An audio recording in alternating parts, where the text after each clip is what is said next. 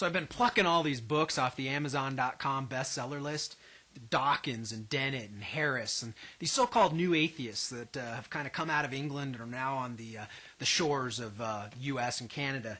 And they seem to have this kind of recurring theme, number one, which is let's embrace our atheism. Come out of the agnostic closet and embrace a true form of naturalism, materialism. We have all these great scientific and technological tools to finally step up and say, boom, it's about being an atheist. And I read a lot of this stuff, and one of the recurring themes seems to be that theists, or those who believe in God, are always filling the gap with a supernatural explanation. And what I mean by that is that as we see all of this incredible causation, order, design, fine-tuning inherent in our universe, that the atheist will say, well, let's just acknowledge wondrous chance and design, this incredible, beautiful mechanism of Darwinian evolution. But, the God believer has to fill it in with God. But I noticed that they fill in all sorts of gaps with philosophical conjectures themselves.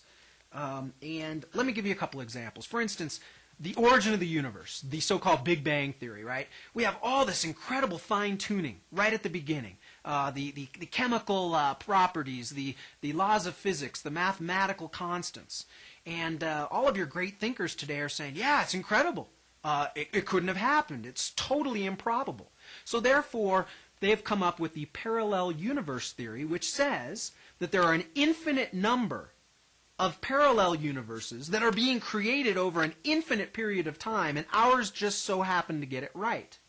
So all of a sudden they've jumped out of science and technology and have tossed out this philosophical conjecture which says, we'll fill in the gap with an unknown, unseen parallel universe theory. Or in Darwinian evolution says that we're going to see change from kind to kind through slow, gradual, slight successive change. Well, the fossil record doesn't bear that out. We don't have any slow, successive, gradual change in the fossil record. And the neo-Darwinian theorists at all the major universities will acknowledge that.